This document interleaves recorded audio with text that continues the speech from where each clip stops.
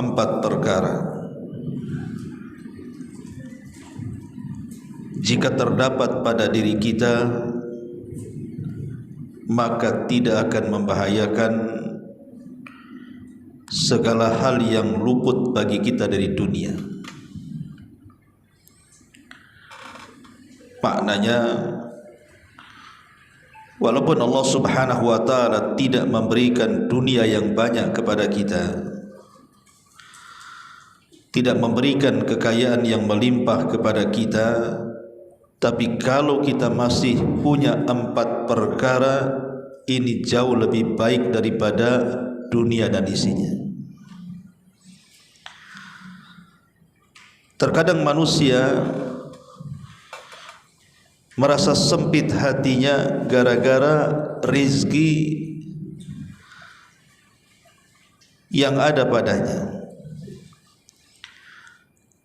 Kita lihat orang-orang yang berani kemudian mereka melakukan maksiat hanya untuk mengejar dunia. Padahal Nabi SAW mengatakan, inna nafsa lan tamuta hatta tastakmila rizquha. Oh, jiwa seseorang itu tidak mungkin diwafatkan oleh Allah sampai disempurnakan rizkinya.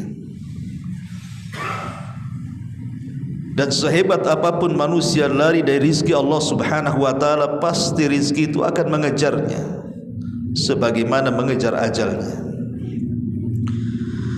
Artinya banyak manusia itu yang tidak sabar, bahkan cenderung kemudian melakukan hal-hal yang dilarang hanya karena ingin kaya. Di sini ada sebuah hadis yang bagus sekali kita bahas di malam hari ini. Hadis daripada Abdullah ibn Amr radhiyallahu anhu. Dan hadis ini dinyatakan hasan oleh sebagian para ulama. Kata Nabi sallallahu alaihi wasallam, arba'un idza kunna fika fala 'alaika ma taka minad dunya. Ada empat perkara, kata Rasul, jika terdapat pada diri anda, maka tidak membahayakan anda segala hal yang anda luput dari dunia. Seolah-olah Rasul ingin mengatakan tidak ada masalah walaupun kita susah hidupnya, walaupun tidak punya uang miliaran rupiah, tidak ada masalah. Walaupun ada peluang mendapatkan dunia, tapi kalau dengan cara curang, tidak ada masalah untuk tidak diambilnya. Enggak masalah hidup ala kadarnya, selama, kata Nabi SAW, ada empat perkara pada diri kita. Karena empat perkara ini isi daripada agama yang selama ini kita anut ini. Ma'asyiral muslimin yang dimuliakan Allah Azza wa Jalla, apa saja empat perkara itu yang lebih baik daripada dunia dan isinya itu? Yang pertama, kata Nabi SAW, hifdul amanah, menjaga amanah. Yang kedua, wasidku hadisin, jujur dalam berbicara. Dan yang ketiga, wa husnu khuluqin, baik akhlaknya. Dan yang terakhir, iffatu fi ta'matin, senantiasa berusaha untuk menjaga iffah, kehalalan dalam hal makanan ataupun minuman, atau disebut dengan wara'. Inilah empat perkara, kalau masih ada pada diri kita, tidak ada masalah kita tidak punya dunia sekalipun. Karena Nabi SAW yang mengatakan, jika terdapat pada diri kita, maka tidak membahayakan kita apapun yang luput dari dunia dari kita. Yang pertama, kata Nabi SAW, hifdul amanah, menjaga amanah. Ma'asyiral muslimin yang dimuliakan Allah Azza wa Jalla, amanah ini adalah perkara berat memang. Makanya Nabi SAW mengatakan, Addil amanata ila man i'tamanaka wa la tahun man khanak. Tunaikan amanah kepada siapapun yang meletakkan amanah kepadamu, dan jangan kau khianat kepada orang-orang yang telah memberikan amanah kepadamu. Apalagi yang memberi amanah itu Allah Subhanahu wa ta'ala. Karena seluruh perintah, seluruh larangan yang Allah Subhanahu wa ta'ala perintahkan dan larangkan kepada kita, itu semua amanah yang harus kita pikul. Baik berupa kewajiban yang harus kita laksanakan, ataupun perkara yang diharamkan yang harus kita tinggalkan. Itu semua amanah, tidak boleh kita lalaikan. Ma'asyiral muslimin yang dimuliakan Allah Azza wa Jalla, di dalam Al-Qur'anul Karim Allah Subhanahu wa ta'ala mengatakan, Inna aradnal amanata 'alas samawati wal ard wal jibal fa abaina an yahmilnaha wa ashfaqna minha wa hamalahal insan innahu kana zaluman jahula. Sesungguhnya kami pernah tawarkan amanah ini ke langit, ke bumi, dan ke gunung-gunung. Tapi langit, bumi, dan gunung menolak amanah yang Allah amanahkan. Tiba-tiba kemudian manusia mau pula memikulnya. Maka manusia adalah tersifati dengan zalim dan juga jahul. Dia zalim dan dia jahil. Karena mengemban amanah ini sebuah perkara yang berat, ikhwan. Tidak semua bisa mengemban amanah. Hanya manusia-manusia yang Allah Subhanahu wa ta'ala rahmati mengemban amanah ini. Apalagi Rasul sudah bersabda bahwa kelak di akhir zaman ini salah satu yang akan dicabut di tengah-tengah manusia itu adalah amanah. Sehingga ketika kemudian orang yang dicari dalam sebuah daerah itu, di antara orang-orang yang amanah akan mengatakan si fulan amanah, seolah-olah hanya satu orang saja yang amanah sehingga disebut orangnya, karena sudah langka orang-orang yang amanah itu. Lah amanah ini luas, ikhwatu fiddin, muliakan Allah Azza wa Jalla. Pertama, amanah ibadah. Ibadah ini amanah. Salat, puasa, zakat, haji, itu semua amanah. Makanya Nabi SAW ketika menyebutkan perkara salat, apa kata Rasul? Man hafadha 'alaiha kanat lahu nuran wa burhanan wa najatan yaumal qiyamah. Wa man lam yuhafid 'alaiha lam yakun lahu nurun wala burhanun wala najatun wa kana yaumal qiyamati ma'a Qarun wa Fir'auna wa Haman wa Ubay ibni Khalafin. Kata Nabi SAW ketika menyinggung soal salat, barang siapa yang menjaga salat, maka dia akan diberikan cahaya, dan dia sudah memiliki bukti di hadapan Allah, dan itulah penyelamat dia pada hari kiamat. Tapi siapa yang tidak menjaga salat, tidak ada cahaya padanya, tidak ada bukti padanya, tidak ada keselamatan padanya, dan pada hari kiamat dia akan dikumpulkan bersama Qarun, Fir'aun, Haman, dan Ubay ibn Khalaf, kata Rasul. Lihat, ini menunjukkan bahwa ibadah ini amanah, salah satunya salat. Maka jangan pernah meninggalkan salat, karena ini amanah dari Allah Azza wa Jalla. Kemudian juga amanah juga mencakup al-jawari, anggota badan kita dari atas kepala sampai kaki, ini semua amanah dari Allah.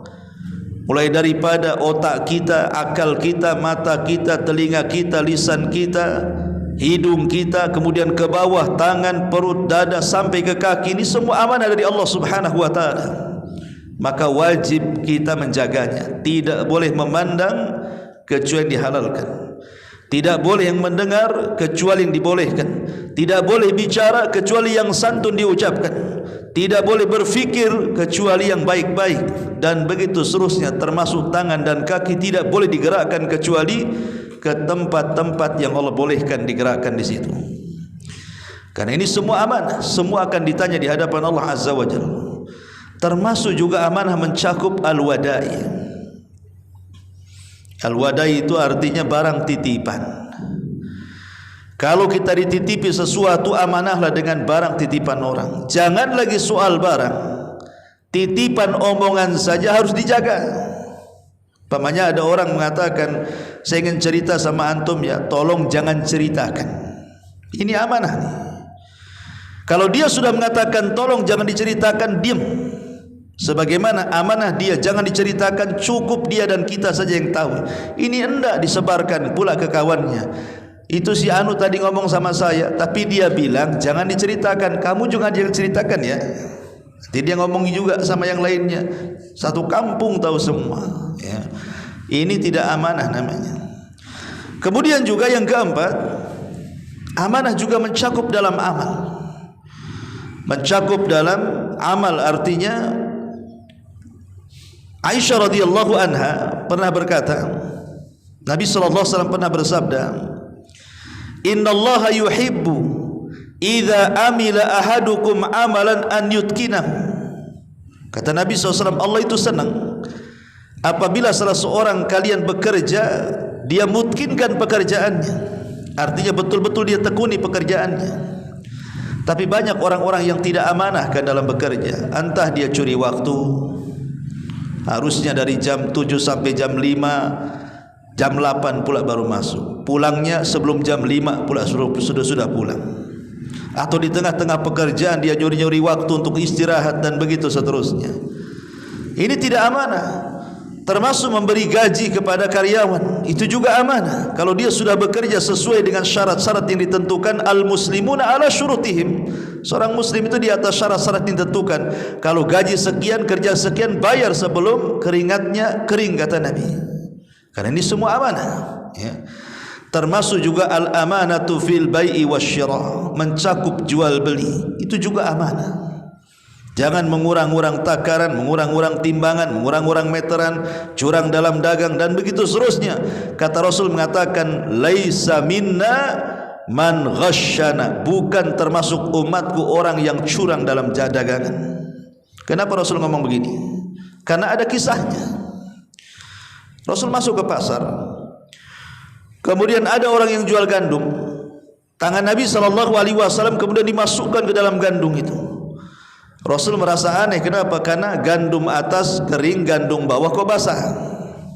Jadi Rasul bertanya kepada pedagang gandum ini, kenapa yang bawah basah, kenapa yang atas kering? Maka sang pedagang mengatakan, asabathu matar au balal ya Rasulullah. Oh tadi habis hujan atau ada rintik-rintik dari langit. Lah, kalau memang ada hujan, harusnya yang basah atasnya, bukan bawahnya. Kan hujan dari atas, bukan dari bawah. Maka Nabi SAW marahlah. Kata Nabi SAW, balik, yang basah taruh atas, yang kering taruh bawah supaya manusia melihatnya. Dari sini Rasul mengatakan, laisa minna man ghasyana, kata Rasul, bukan umatku orang yang curang dalam dagang. Tidak amanah dia ya. Termasuk juga amanah dalam mas'uliyah, kepemimpinan, baik pemimpin negara kepada rakyatnya, hatta skala kecilah kepala rumah tangga kepada keluarganya. Keluarga amanah, harus mendidiknya, arahkan mereka ke surga. Termasuk juga amanah hifdzul asrar, menjaga rahasia. Seorang suami menjaga rahasia istri, seorang istri menjaga rahasia suami. Pamannya saudara kita punya aib, tutup aibnya, jangan disebarkan, itu rahasia. Atau antum umpamanya memandikan jenazah, adalah dia dalam jenazah yang antum mandikan itu mungkin ada cacatnya, ada lukanya, jangan ceritakan rahasia saudara kita. Man satara musliman satarahullahu yaumal qiyamah. Siapa yang menutup aib seorang muslim, Allah tutup aibnya pada hari kiamat. Termasuk amanah juga dalam ucapan. Dan amanah ini mencakup segalanya. Ini yang pertama. Kata Nabi SAW, hifdzul amanah, jaga amanah ini. Kemudian yang kedua, kata Nabi SAW, sidqu hadithin, jujur dalam ucapan. Karena jujur dalam ucapan itu adalah bagian daripada iman, bahkan itulah asal daripada keimanan. Karena lawannya, jujur itu dusta, dan dusta itu adalah kenifakan atau asal daripada kemunafikan. Nabi SAW sampai mengatakan, iyyakum wal kadhib, hati-hati jangan dusta kalian. Fa innal kadhiba yahdi ilal fujur, karena dusta itu mengantarkan kepada kefujuran. Fujur itu artinya keburukan. Wa innal fujura yahdi ilan nar, dan keburukan itu pasti menghantarkan ke neraka. Kemudian Rasul mengatakan, wa alaikum bisidqi, tapi wajib untuk kalian berlaku jujur. Fa inna sidqa yahdi ila albir, wal birru yahdi ilal jannah. Karena yang namanya jujur dalam ucapan itu mengantarkan kepada kebaikan, dan kebaikan itu mengantarkan ke sorga, kata Rasul. Artinya jujur itu jalan ke sorga, dusta itu jalan ke neraka. Singkatnya seperti itu.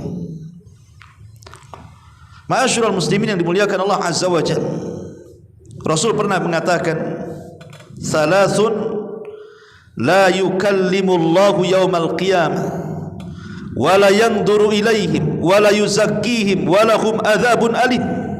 3 manusia, kata Rasul, tidak akan diajak bicara Allah. 1, tidak akan dilihat Allah. 2, tidak akan dibersihkan Allah pada hari kiamat. Dan 4, Allah sudah sediakan azab yang pedih. Subhanallah, 4 azab menanti 3 manusia ini. Lah salah satunya, kata Nabi SAW, al-munafiq sil'atahu bil halafil kadhib. Salah satu dari 3 kelompok itu adalah orang yang suka bersumpah-sumpah palsu untuk melariskan dagangannya. Khitab kepada orang-orang pasar, karena banyak orang-orang pasar kalau tidak beriman, mereka bisa loh berdusta, bahkan membawa sumpah supaya melariskan dagangannya. Demi Allah dari sana tidak dapat, padahal dapat. Demi Allah ini ori, padahal palsu. Demi Allah ini bagus, padahal cacat. Macam-macam kan orang itu, ya. Karena dikiranya mungkin kalau dia tidak berdusta seperti itu, tidak banyak untungnya. Jadi kalau jujur itu sedikit untungnya menurut dia, kan gitu ya. Sehingga harus berdusta biar banyak untungnya. Dia tidak sadar bahwa rizki Allah itu sudah dicatat. Kalau hari ini dapat 300.000, ya 300.000 kau dapat. Mau kau dusta, mau kau jujur, ya segitu dapatnya, kan begitu. Kalau yakin dengan takdir. Karena biasanya orang seperti ini tidak yakin dengan takdir.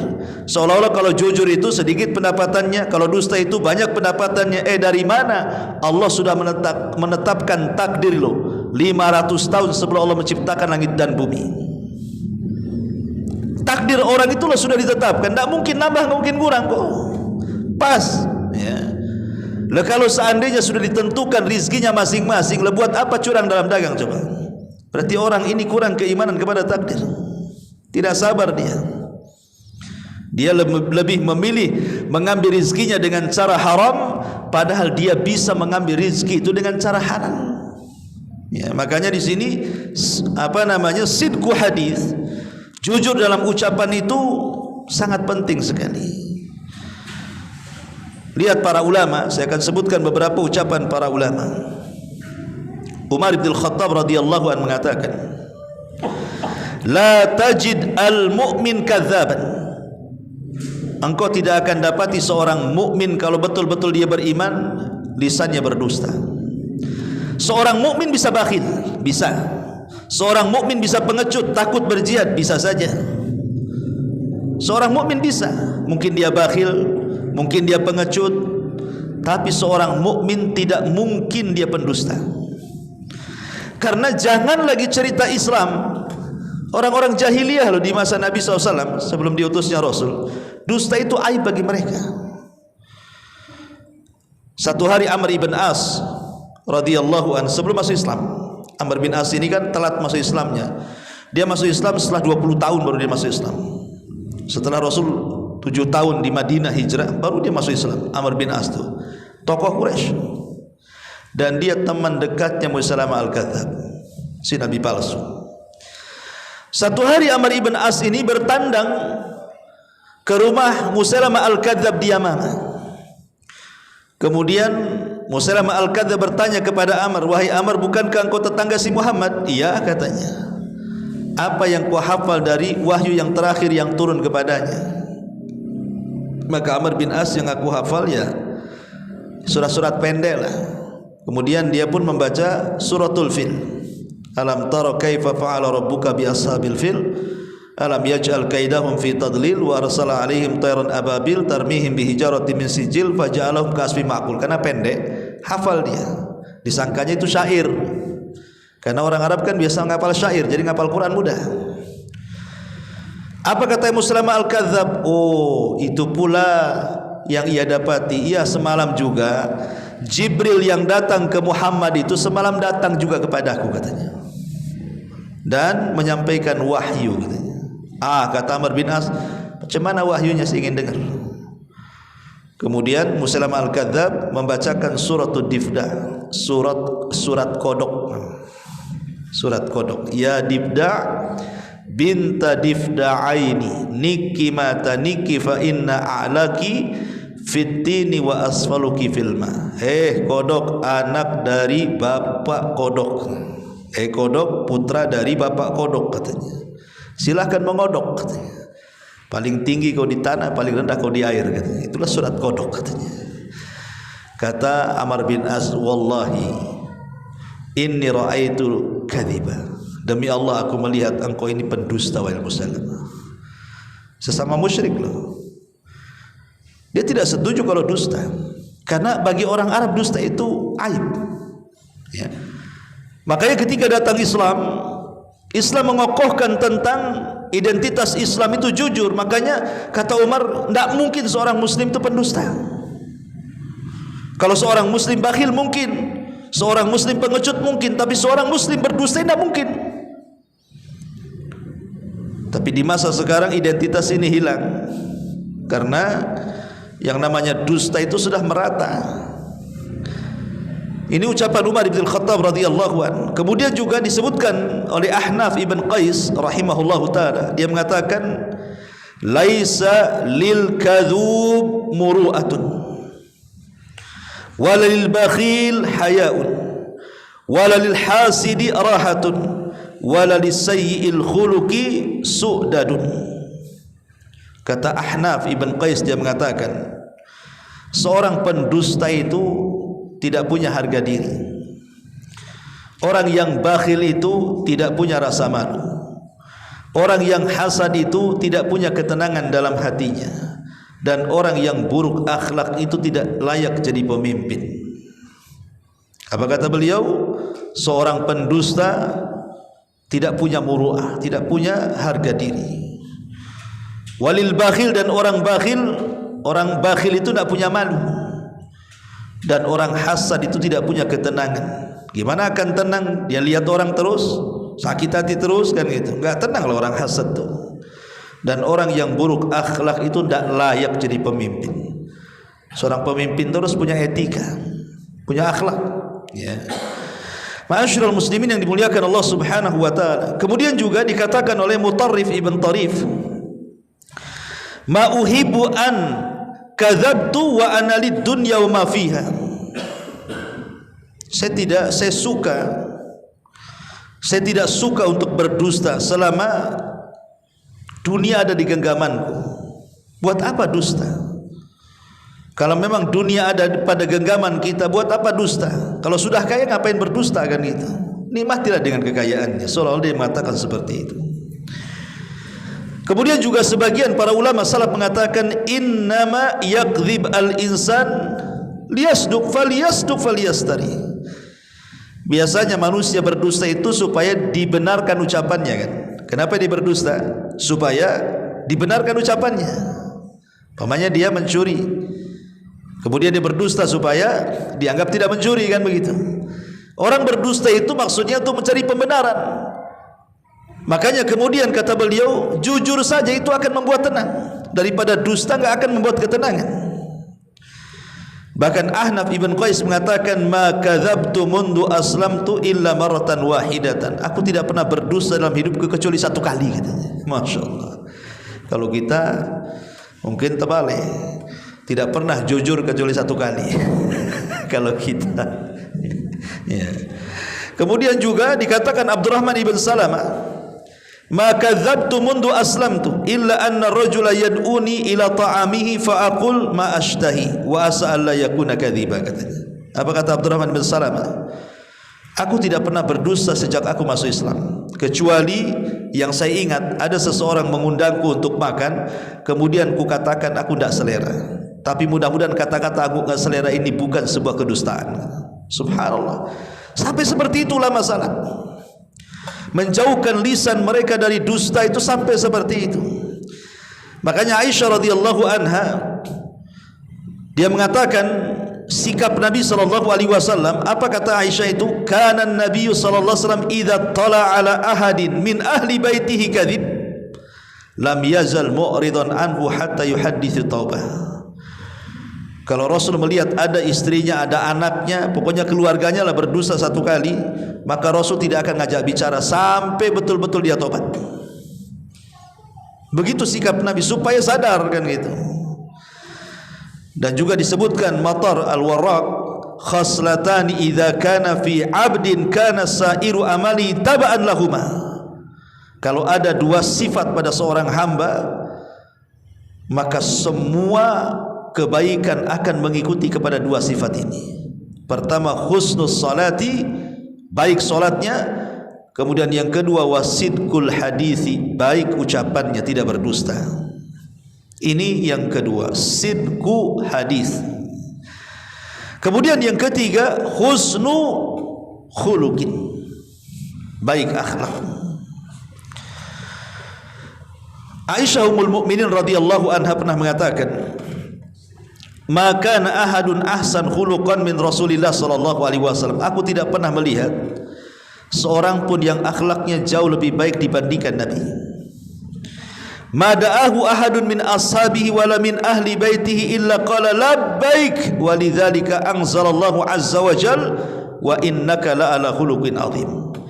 Tidaklah Nabi SAW diundang oleh sahabatnya siapapun, mau kaya mau miskin, mau orang terhormat mau orang biasa, ataupun keluarganya, kecuali Rasul mengatakan labbaik, aku penuhi undangan. Itu Nabi. Dari sini turun ayat wa innaka la'ala khuluqin azim. Engkau wahai Muhammad berada di atas akhlak yang paling baik.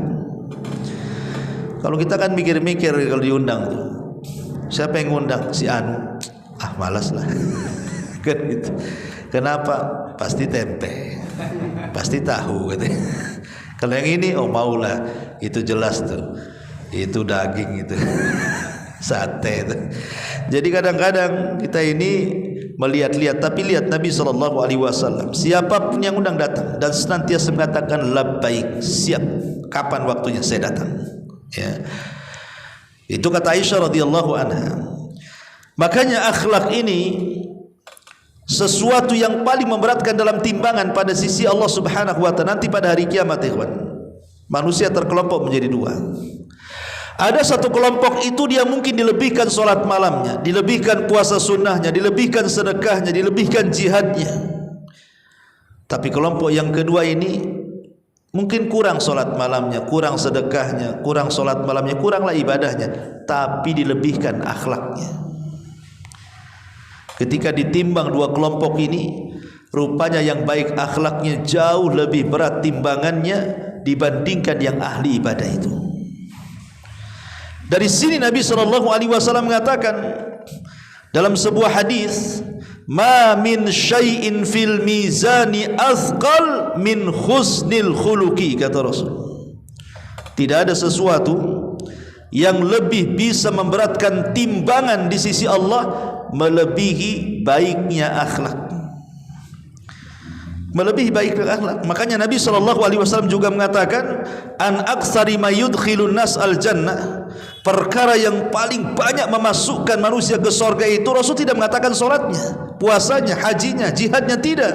Tapi kata Rasul, taqwallah wa husnul khuluq. Ketika dia bertakwa kepada Allah, baik pula akhlak itu. Para ulama mengatakan bahwa akhlak itu dalam badan kita terbagi 3, dari leher ke atas, kemudian kedua tangan, dan dari kepala sampai kaki.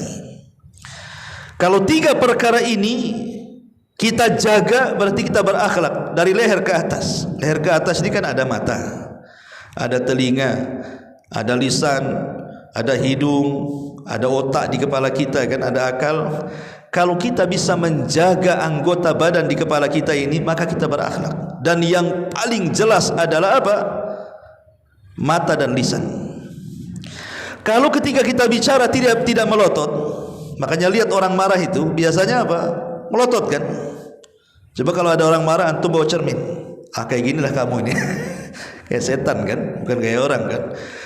Kemudian dari lisan, kalau dia suka senyum, berarti dia berakhlak tuh. Orang yang suka melemparkan senyum itu tanda ada akhlak di kepalanya. Makanya Rasul mengatakan apa? Tabassumuka li akhika sadaqah. Senyum kamu yang kau lemparkan kepada saudaramu itu bagian daripada sedekah. Lihat Nabi Sulaiman ketika membawa pasukan kan, bawa pasukan banyak sekali. Namanya bawa pasukan, jalan kaki kan, tanah itu kan bergetar, pasukan tentara itu kan. Lah sebelum sampai di hutan, di situ ada semut yang sedang melintasi jalan. Pimpinan semut mengatakan kepada anak buahnya, udkhulu masakinakum la yakhtimannakum Sulaiman wa junuduhu wa hum la yash'urun. Cepat masuk. Ini Sulaiman dan tentaranya mau jalan, nanti keinjak dia tak tahu katanya. Sulaiman ini paham ucapan semut. Karena di antara mukjizat Nabi Sulaiman itu paham bahasa binatang kan? Apa kata Al-Quran? Fatabassama dhahikam min qawliha. Sulaiman pun tersenyum dengan ucapan si tuan semut itu. Kata para ulama, lihat bagaimana senyuman Sulaiman kepada semut menunjukkan akhlak Nabi Sulaiman. Kalau sama semut saja senyum, apalagi sama orang. Tapi jangan pula antum senyum sama semut ya. Tengok semut di dinding, senyum. Kenapa senyum? Kayak Sulaiman katanya. Sulaiman paham, antum tak paham pula kok. Saka gila pula nanti. Artinya bahwa di sini istimbatnya bahwa akhlak itu tercermin dari kepala hanya dengan lemparan senyum. Makanya sering saya istilahkan, orang kalau sering senyum maka senyumnya manis. Tapi kalau orang jarang senyum, sekali senyum pasti pahit. Dapat tak pernah senyum. Oh, pinjam uang ya katanya.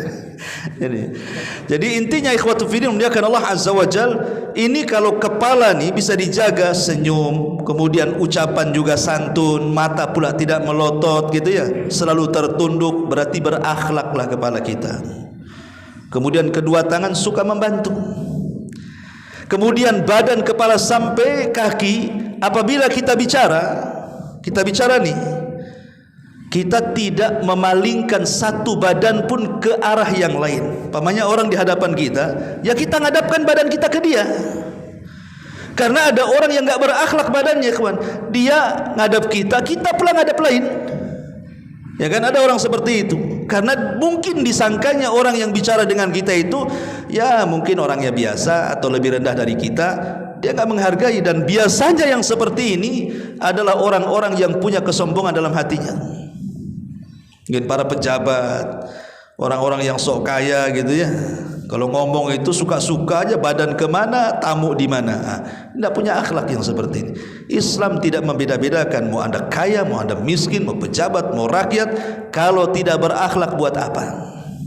Ya, maka yang ketiga, husnul khuluqi. Ini yang ketiga. Kemudian yang keempat, kata Nabi SAW, iffatun fi tu'matin. Berusaha untuk wara, menjaga makanan yang dimakan atau minuman yang kita minum.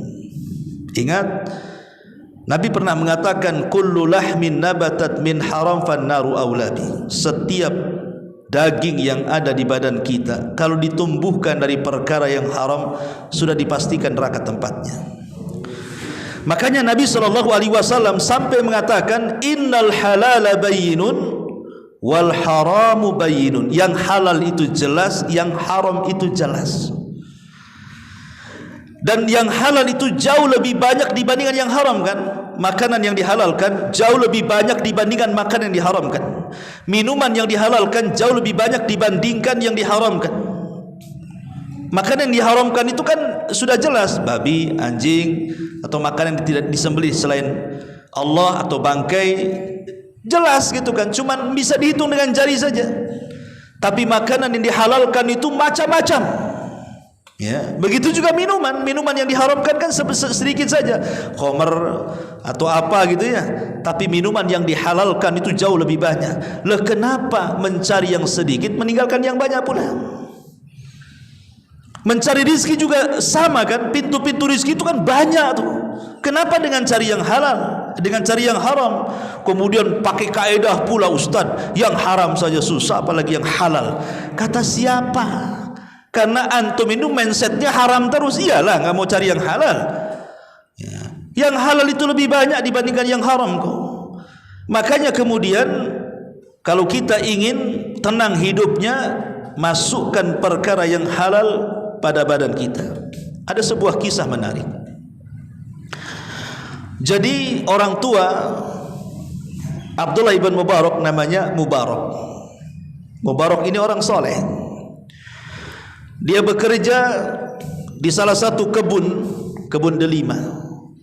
Jadi sudah lama lah kan dia bekerja di kebun delima ini. Dia tidak tahu majikannya yang mana satu, karena jarang datang ke kebun. Dia hanya ya mencari pekerjaan, kemudian diterima mandornya, bekerja dengan gaji sekian tiap bulannya.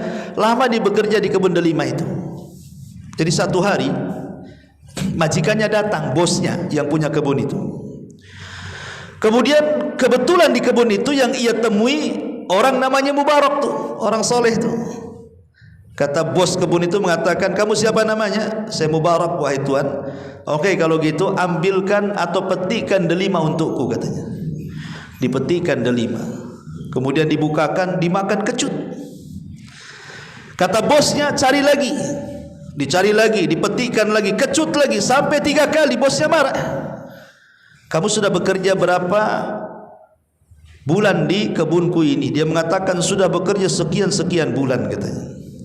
Maka kata bosnya, macam mana kau sudah bekerja di kebunku lama, tapi kau tidak bisa membedakan mana delima yang manis, mana delima yang kecut, katanya. Jadi kata Mubarak ini, wahai tuan, bukan aku tidak bisa membedakan mana delima yang kecut, mana delima yang manis. Sebab selama aku bekerja di kebunmu, aku tidak pernah mencicipi delima baik yang jatuh ataupun yang ada di tangkainya. Macam mana aku bisa merasakan delimamu, katanya.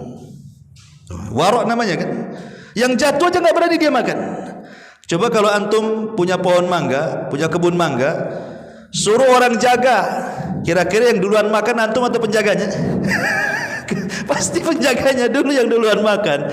Yang lebih parah itu dijual pula sama penjaganya. Dapat 10 karung, yang sampai 1 karung dia pula 9 karung. Naudzubillah kan.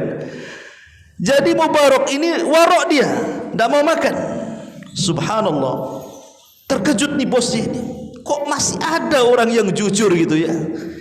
Dari situ akhirnya besoknya diundang ke rumahnya. Besok kau datang ke rumah. Akhirnya Mubarak ini datang ke rumah. Kemudian tuannya mengatakan, wahai Mubarak, aku ini punya anak gadis, siap menikah. Saya lihat kau ini orang soleh, pasti kamu punya saran terbaik untuk anakku. Kira-kira kalau anakku mau menikah, sifat-sifat laki-laki yang pantas untuk anakku seperti apa ya? Pasti orang soleh bisa memberikan nasihat kepadaku. Kata Mubarak, ya nikahkan dia dengan laki-laki yang kriterianya seperti ini, seperti ini, seperti ini, seperti ini. Akhirnya kemudian apa kata majikannya, demi Allah, apa yang kau sebutkan itu ada padamu, katanya. Nikahlah kau besok dengan anakku.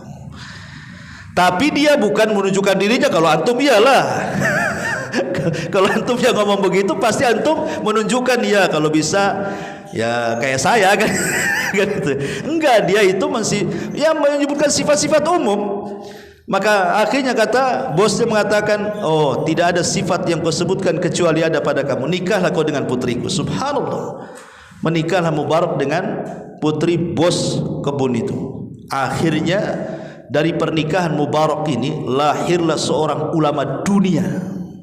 Ulama dunia, siapa yang tidak kenal Abdullah ibnu Mubarak, seorang ulama tabi'in.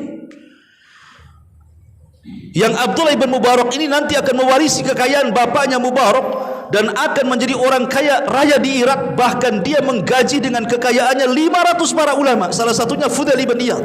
Subhanallah. Terlahir dari bibit unggul ini ulama besar, ulama kaya, ulama wara. Itulah Abdullah ibn Mubarak, lahir dari seorang ayah Mubarak yang wara, menjaga makanan dimasukkan ke dalam badannya. Ma'asyiral muslimin yang dimuliakan Allah Azza wa Jalla, makanya ifatun fi tu'ma. Jangan sembarang memasukkan hal-hal yang dimakan itu. Dulu pernah saya ceritakan kepada antum kisah Imamul Haramain kan. Imam Abul Ma'ali Al-Juwaini. Abu Ma'ali Al-Juwaini ini disebut Imamul Haramaini, imam penjaga dua haram Mekah dan Madinah. Dia adalah salah satu guru daripada Imam Ghazali. Ma'ruf Imam Ghazali, pengarang kitab Ihya Ulumuddin. Itu gurunya namanya Abu Ma'ali Imamul Haramaini, Abul Ma'ali Al-Juwaini. Abul Ma'ali Al-Juwaini ini dikenal kepakaran dalam debat. Oh, kalau debat gak pernah kalah. Debat dengan siapa aja gak pernah kalah. Tapi masalahnya terkadang ketika berdebat itu, ketika dia udah ngomong lancar keluar gagapnya, nanti ngomong lagi keluar gagapnya. Jadi terkadang tersendat-sendat dalam debat itu dengan gagap dia. Kemudian ditanya, kenapa engkau ini selalu gagap dalam bicara, katanya. Padahal dia cerdas, nggak ada yang pernah mengalahkan dia dalam berdebat. Kemudian dia bercerita, dulu semasa aku bayi, katanya, aku ini punya ayah. Ayahku bersumpah akan memiliki anak yang tidak ada campur baur harta syubhat dan harta haram di perut ibunya. Jadi sebelum dia punya anak saja dia sudah bercita-cita, aku ingin punya anak yang tidak makan haram apalagi syubhat. Jadi dijaga terus tuh, betul-betul dijaga istrinya itu. Kau jangan makan haram ya. Walaupun ada umpamanya barang dari luar gak boleh dimakan. Betul-betul dia makan dari hasil jerih payah bapaknya tuh. Akhirnya sampailah dia hamil. Ketika hamil sampai melahirkan, betul-betul dijaga istrinya. Tidak boleh makan dari makanan orang lain, harus dari dia saja. Lahirlah Abu Ma'ali Al-Juwaini ini yang masih bayi. Satu hari Abu Ma'ali Al-Juwaini nangis. Mungkin ibunya keluar, dia nangis ya. Rupanya di situ itu ada seorang budak perempuan yang sedang menyusui anaknya. Kasihan lihat bayi nangis, jangan-jangan dia haus. Diletakkanlah bayinya, kemudian diambil bayinya yang Abu Ma'ali Al-Juwaini masih bayi ini, disusukan sama dia. Ibunya datang, marah ibunya, diambil bayinya.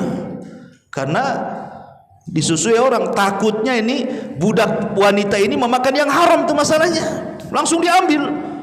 Ketika diambil, datanglah bapaknya, diceritakan, langsung itu jari dimasukkan, dikorekkan ke mulut bayi itu supaya dimuntahkan kembali. Tapi susunya sudah kadung masuk. Dari situlah kata Abu Ma'ali Al-Juwaini, boleh jadi gagapku saat debat ini, mungkin ketika itu aku sudah meminum setetes dua tetes dari air susunya sang jariyah tadi. Boleh jadi sang jariyah tadi memakan yang diharamkan. Pengaruhnya loh, bukan pengaruhnya waktu bayi, nanti sudah tua itu pengaruhnya tuh. Begitu para ulama ya. Bagaimana di sini Nabi SAW sampai mengatakan yang keempat, ifatun fit tu'mah, maka jaga jangan sampai masukkan yang haram atau syubhat ke mulut-mulut kita dari makanan dan minuman. Kalau kita punya 4 perkara kata Rasul, pertama hifdzul amanah, jaga amanah. Yang kedua, sidqu haditsin, jaga ucapan, jujur. Yang ketiga, husnul khuluqin, baik akhlaknya.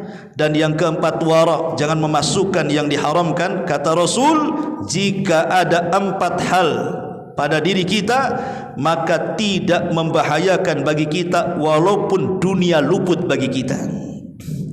Walaupun dunia luput bagi kita. Hadis ini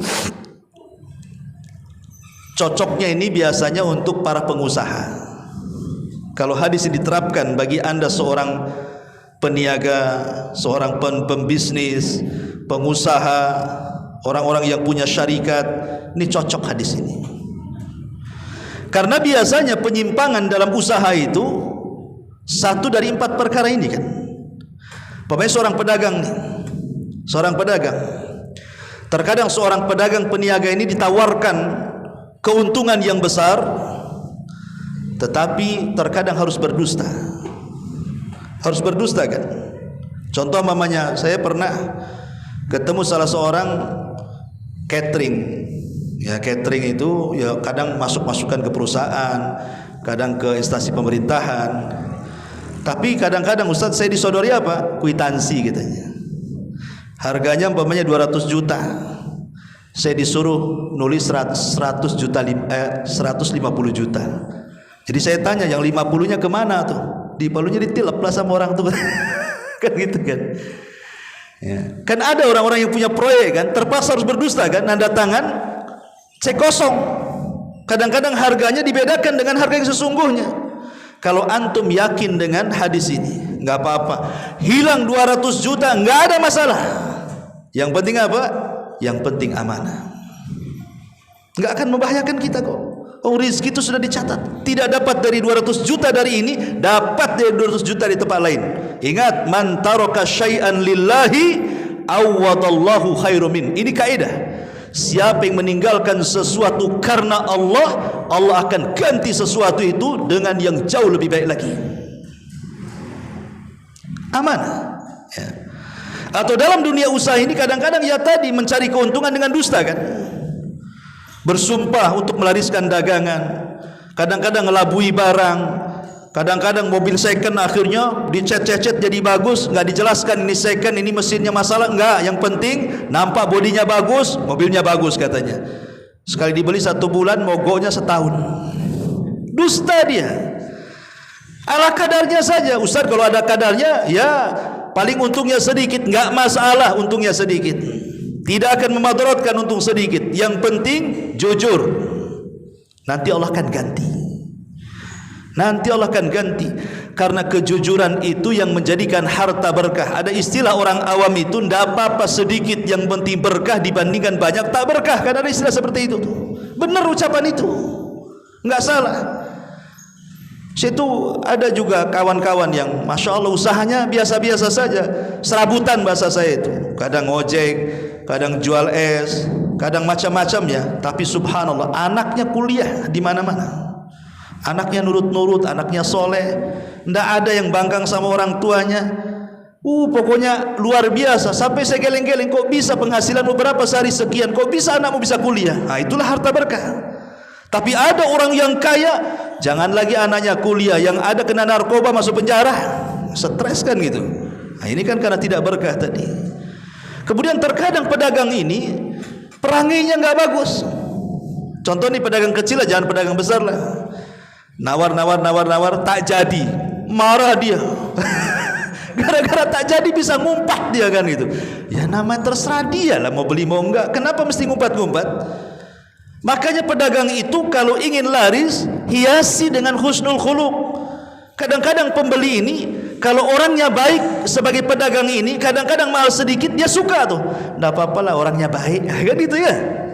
Nah, tapi murah, ngapain saya beli di situ? Kena omel saya di situ. Kadang-kadang gara-gara akhlak buruk saja orang lari kan itu. Termasuk juga ya iffatun minat ta'am tadi, harus suara. Betul-betul kalau nimbang ya jelas. Ini enggak, orang itu beli sekilo dikurangi pula 1 ons sama, enggak waro dia. Ya, maka dari sini ikhwatu fiddin kata Rasul, Ada 4 hal yang jika terdapat pada anda, maka tidak membahayakan anda segala hal yang anda luput dari dunia: menjaga amanah, perkataan jujur, akhlak yang baik, dan juga iffah dalam makanan. Inilah 4 perkara sebagai bekal dalam hidup kita. Wallahu alam. Mudah-mudahan ada manfaatnya. Terkadang manusia merasa sempit hatinya gara-gara rizki yang ada padanya. Kita lihat orang-orang yang berani kemudian mereka melakukan maksiat hanya untuk mengejar dunia. Padahal Nabi SAW mengatakan, inna nafsa lan tamuta hatta tastakmila rizquha. Oh, jiwa seseorang itu tidak mungkin diwafatkan oleh Allah sampai disempurnakan rizkinya. Dan sehebat apapun manusia lari dari rizki Allah Subhanahu wa ta'ala, pasti rizki itu akan mengejarnya sebagaimana mengejar ajalnya. Artinya banyak manusia itu yang tidak sabar, bahkan cenderung kemudian melakukan hal-hal yang dilarang hanya karena ingin kaya. Di sini ada sebuah hadis yang bagus sekali kita bahas di malam hari ini. Hadis daripada Abdullah bin Amr radhiyallahu anhu. Dan hadis ini dinyatakan hasan oleh sebagian para ulama. Kata Nabi sallallahu alaihi wasallam, arba'un idza kunna fika fala 'alaika ma taka minad dunya. Ada 4 perkara kata Rasul, jika terdapat pada diri anda, maka tidak membahayakan anda segala hal yang anda luput dari dunia. Seolah-olah Rasul ingin mengatakan tidak ada masalah walaupun kita susah hidupnya, walaupun tidak punya uang miliaran rupiah, tidak ada masalah. Walaupun ada peluang mendapatkan dunia, tapi kalau dengan cara curang, tidak ada masalah untuk tidak diambilnya. Enggak masalah hidup ala kadarnya, selama kata Nabi SAW ada 4 perkara pada diri kita. Karena 4 perkara ini isi daripada agama yang selama ini kita anut ini. Ma'asyiral muslimin yang dimuliakan Allah Azza wa Jalla, apa saja 4 perkara itu yang lebih baik daripada dunia dan isinya itu? Yang pertama kata Nabi SAW, hifdzul amanah, menjaga amanah. Yang kedua, wasidku hadisin, jujur dalam berbicara.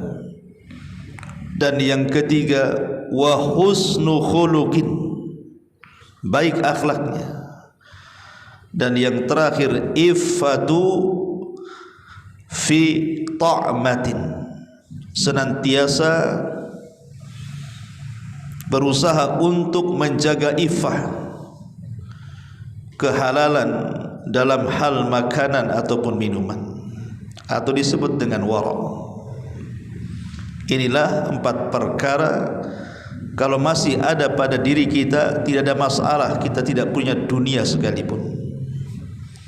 Karena Nabi SAW yang mengatakan, jika terdapat pada diri kita, maka tidak membahayakan kita apapun yang luput dari dunia dari kita. Yang pertama kata Nabi SAW, hifdzul amanah, menjaga amanah. Ma'asyiral muslimin yang dimuliakan Allah Azza wa Jalla, amanah ini adalah perkara berat memang. Makanya Nabi SAW mengatakan, adil amanata ila man i'tamanaka wa la tahun man khanak. tunaikan amanah kepada siapapun yang meletakkan amanah kepadamu, dan jangan kau khianat kepada orang-orang yang telah memberikan amanah kepadamu. Apalagi yang memberi amanah itu Allah Subhanahu wa ta'ala. Karena seluruh perintah, seluruh larangan yang Allah Subhanahu wa ta'ala perintahkan dan larangkan kepada kita, itu semua amanah yang harus kita pikul, baik berupa kewajiban yang harus kita laksanakan ataupun perkara yang diharamkan yang harus kita tinggalkan. Itu semua amanah, tidak boleh kita lalaikan. Ma'asyiral muslimin yang dimuliakan Allah Azza wa Jalla, di dalam Al-Qur'anul Karim Allah Subhanahu wa ta'ala mengatakan, inna aradnal amanata 'alas samawati wal ard wal jibal fa abaina an yahmilnaha wa ashfaqna minha wa hamalaha al insan innahu kana zaluman jahula. Sesungguhnya kami pernah tawarkan amanah ini ke langit, ke bumi dan ke gunung-gunung, tapi langit, bumi dan gunung menolak amanah yang Allah amanahkan. Tiba-tiba kemudian manusia mau pula memikulnya. Maka manusia adalah tersifati dengan zalim dan juga jahul. Dia zalim dan dia jahil. Karena mengemban amanah ini sebuah perkara yang berat, ikhwan. Tidak semua bisa mengemban amanah. Hanya manusia-manusia yang Allah Subhanahu wa ta'ala rahmati mengemban amanah ini. Apalagi Rasul sudah bersabda bahwa kelak di akhir zaman ini salah satu yang akan dicabut di tengah-tengah manusia itu adalah amanah.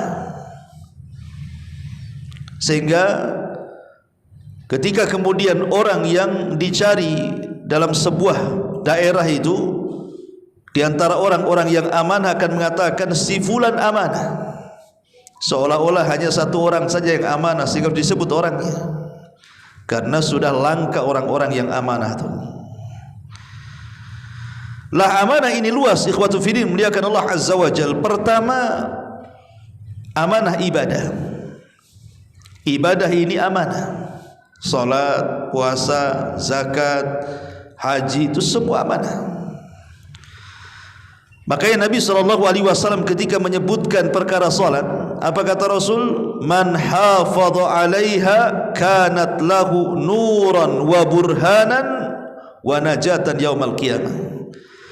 Wa man lam yuhafid 'alaiha lam yakun lahu nurun wala burhanun wala najatun wa kana yaumal qiyamati ma'a Qarun wa Fir'auna wa Haman wa Ubay ibni Khalafin.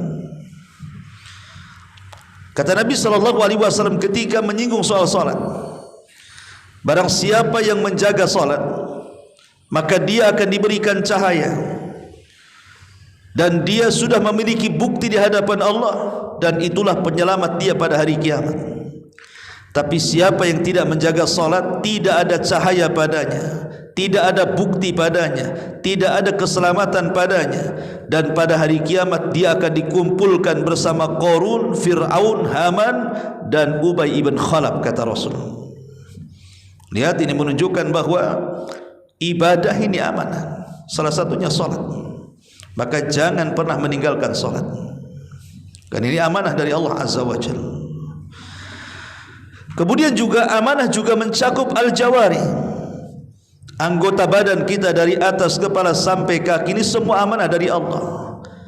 Mulai daripada otak kita, akal kita, mata kita, telinga kita, lisan kita, hidung kita, kemudian ke bawah tangan, perut, dada sampai ke kaki, ini semua amanah dari Allah Subhanahu wa ta'ala.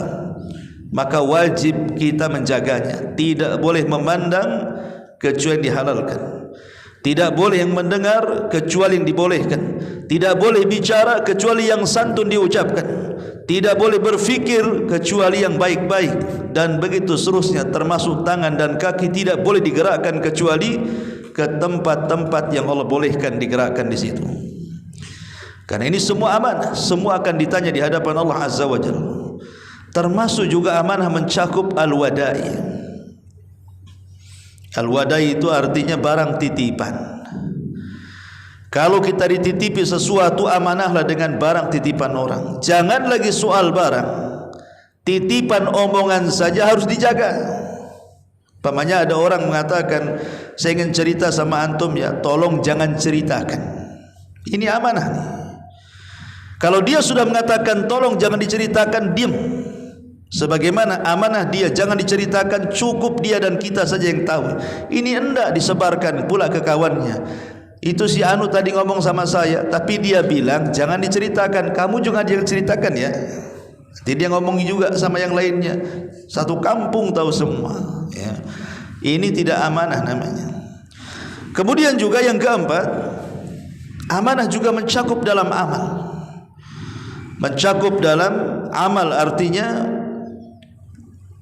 Aisyah radhiyallahu anha pernah berkata, Nabi sallallahu alaihi wasallam pernah bersabda, innallaha yuhibbu idza amila ahadukum amalan an yutqinahu.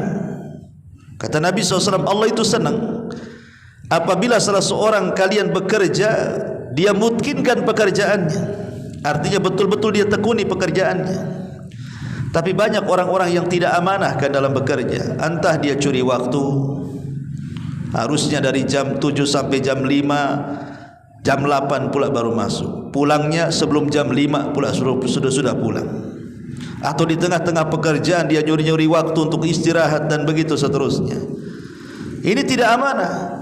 Termasuk memberi gaji kepada karyawan, itu juga amanah. Kalau dia sudah bekerja sesuai dengan syarat-syarat yang ditentukan, al-muslimuna ala syurutihim. Seorang muslim itu di atas syarat-syarat yang ditentukan. Kalau gaji sekian, kerja sekian, bayar sebelum keringatnya kering, kata Nabi. Karena ini semua amanah ya. Termasuk juga al-amanatu fil bai'i wasyira, mencakup jual beli, itu juga amanah. Jangan mengurang-urang takaran, mengurang-urang timbangan, mengurang-urang meteran, curang dalam dagang dan begitu seterusnya. Kata Rasul mengatakan, laisa minna man ghasyana, bukan termasuk umatku orang yang curang dalam dagangan. Kenapa Rasul ngomong begini? Karena ada kisahnya. Rasul masuk ke pasar, kemudian ada orang yang jual gandum. Tangan Nabi SAW kemudian dimasukkan ke dalam gandum itu. Rasul merasa aneh. Kenapa? Karena gandum atas kering, gandum bawah kok basah. Jadi Rasul bertanya kepada pedagang gandum ini, kenapa yang bawah basah, kenapa yang atas kering? Maka sang pedagang mengatakan, asabathu matar au balal ya Rasulullah. Oh, tadi habis hujan atau ada rintik-rintik dari langit. Lah, kalau memang ada hujan, harusnya yang basah atasnya, bukan bawahnya. Kan hujan dari atas, bukan dari bawah. Maka Nabi SAW marahlah. Kata Nabi SAW, balik, yang basah taruh atas, yang kering taruh bawah supaya manusia melihatnya. Dari sini Rasul mengatakan, laisa minna man ghasyana, kata Rasul, bukan umatku orang yang curang dalam dagang. Tidak amanah dia ya. Termasuk juga amanah dalam mas'uliyah, kepemimpinan, baik pemimpin negara kepada rakyatnya, hatta skala kecil lah kepala rumah tangga kepada keluarganya. Keluarga amanah, harus mendidiknya, arahkan mereka ke surga. Termasuk juga amanah hifdzul asrar, menjaga rahasia. Seorang suami menjaga rahasia istri, seorang istri menjaga rahasia suami. Pamannya saudara kita punya aib, tutup aibnya, jangan disebarkan, itu rahasia. Atau antum umpamanya memandikan jenazah, adalah dia dalam jenazah yang antum mandikan itu mungkin ada cacatnya, ada lukanya, jangan ceritakan rahasia saudara kita. Man satara musliman satarahu Allahu yaumal qiyamah. Siapa yang menutup aib seorang muslim, Allah tutup aibnya pada hari kiamat. Termasuk amanah juga dalam ucapan. Dan amanah ini mencakup segalanya. Ini yang pertama. Kata Nabi SAW, hifdzul amanah, jaga amanah ini. Kemudian yang kedua, kata Nabi SAW, sidqu hadithin, jujur dalam ucapan. Karena jujur dalam ucapan itu adalah bagian daripada iman, bahkan itulah asal daripada keimanan. Karena lawannya, jujur itu dusta.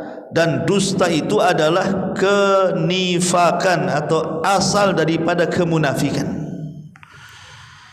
Nabi SAW sampai mengatakan, iyyakum wal kadhib, hati-hati jangan dusta kalian. Fa innal kadhiba yahdi ilal fujur, karena dusta itu mengantarkan kepada kefujuran. Fujur itu artinya keburukan. Wa innal fujura yahdi ilan nar, dan keburukan itu pasti menghantarkan ke neraka. Kemudian Rasul mengatakan, wa alaikum bisidqi, tapi wajib untuk kalian berlaku jujur. Fa innas sidqa yahdi ila albir wal birru yahdi ilal jannah, karena yang namanya jujur dalam ucapan itu mengantarkan kepada kebaikan, dan kebaikan itu mengantarkan ke surga, kata Rasul. Artinya jujur itu jalan ke surga, dusta itu jalan ke neraka. Singkatnya seperti itu. Ma'asyiral muslimin yang dimuliakan Allah Azza wa Jalla, Rasul pernah mengatakan, salasun la yukallimullahu yaumal qiyamah wala yanzuru ilaihim wala yuzakkihim walahum adzabun alim. 3 manusia, kata Rasul, tidak akan diajak bicara Allah. 1, tidak akan dilihat Allah. 2, tidak akan dibersihkan Allah pada hari kiamat. Dan 4, Allah sudah sediakan azab yang pedih. Subhanallah, 4 azab menanti 3 manusia ini. Lah salah satunya, kata Nabi SAW, al-munafiq sil'atahu bil halafil kadhib. Salah satu dari 3 kelompok itu adalah orang yang suka bersumpah-sumpah palsu untuk melariskan dagangannya. Khitab kepada orang-orang pasar, karena banyak orang-orang pasar kalau tidak beriman, mereka bisa berdusta, bahkan membobos sumpah supaya melariskan dagangannya. Demi Allah dari sana tidak dapat, padahal dapat. Demi Allah ini ori, padahal palsu. Demi Allah ini bagus, padahal cacat. Macam-macam kan orang itu, ya. Karena dikiranya mungkin kalau dia tidak berdusta seperti itu tidak banyak untungnya. Jadi kalau jujur itu sedikit untungnya menurut dia, kan gitu ya. Sehingga harus berdusta biar banyak untungnya. Dia tidak sadar bahwa rizki Allah itu sudah dicatat. Kalau hari ini dapat 300.000, ya 300.000 kau dapat. Mau kau dusta, mau kau jujur, ya segitu dapatnya, kan begitu. Kalau yakin dengan takdir. Karena biasanya orang seperti ini tidak yakin dengan takdir. Seolah-olah kalau jujur itu sedikit pendapatannya, kalau dusta itu banyak pendapatannya. Dari mana? Allah sudah menetapkan takdir loh. 500 tahun sebelum Allah menciptakan langit dan bumi. Takdir orang itulah sudah ditetapkan. Tidak mungkin nambah, tidak mungkin kurang kok. Pas, ya.